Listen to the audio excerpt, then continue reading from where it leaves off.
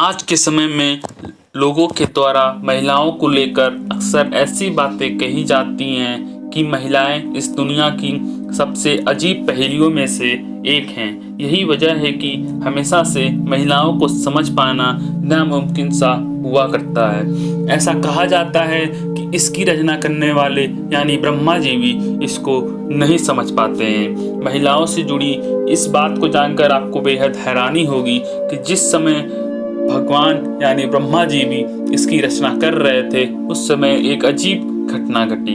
अब आपके मन में यह ख्याल जरूर आ रहा होगा कि स्त्री की रचना करते वक्त कौन सी अजीब घटना घटी।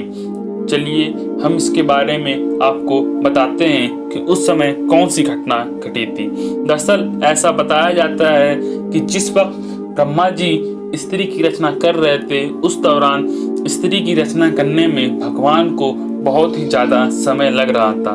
बहुत ज़्यादा समय लगता देख उनके देवदूतों ने उनसे यह सवाल पूछ डाला कि हे भगवान, आपने पूरी सृष्टि की रचना बहुत ही कम समय में कर दी, लेकिन यह स्त्री की रचना करने में आपको इतना समय क्यों लग रहा है।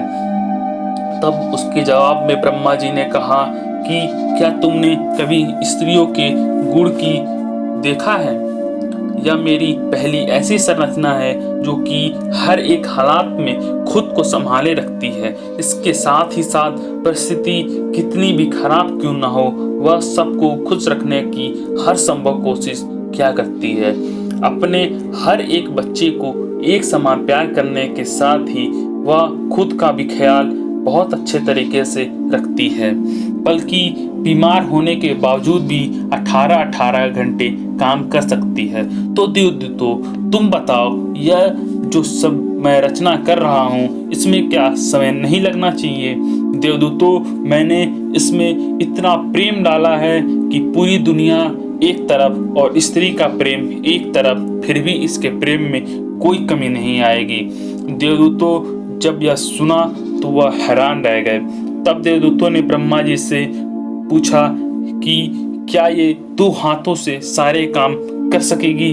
तब ब्रह्मा जी ने जवाब दिया कि इसी कारण यह मेरी सबसे अजीब और अनोखी रचनाओं में से एक है।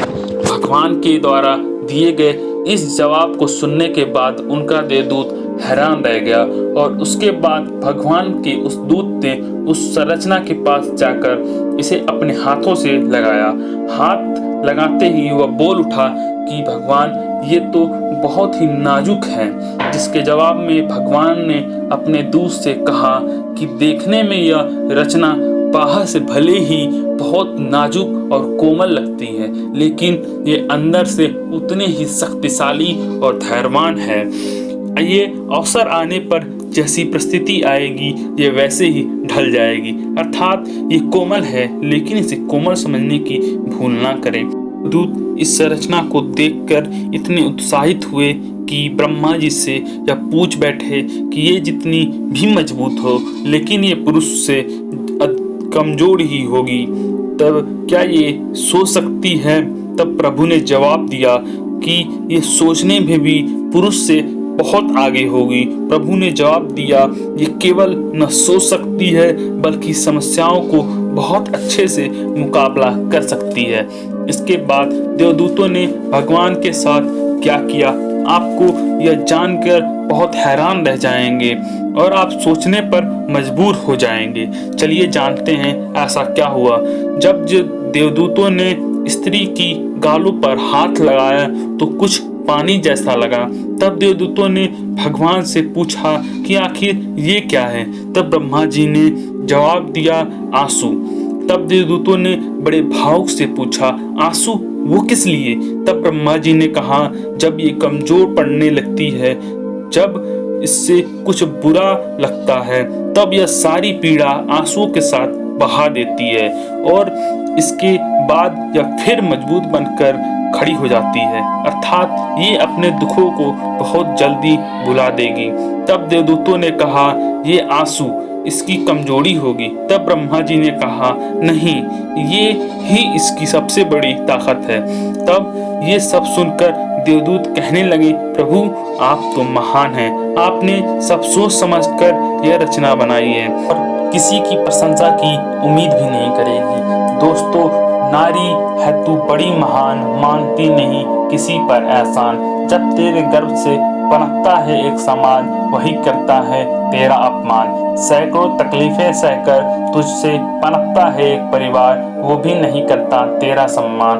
फिर भी परिवार का अस्तित्व होकर तुझे नहीं रहता अपने अस्तित्व का ज्ञान। जिस देश में होती नारी का सम्मान, उस देश की होती ऊंची शान, और शान से ऊंचा होता है अभिमान। दोस्तों, अगर ये वीडियो आपको अच्छा लगे तो लाइक, सब्सक्राइब और कमेंट जरूर करें कि ये वीडियो कैसा लगा।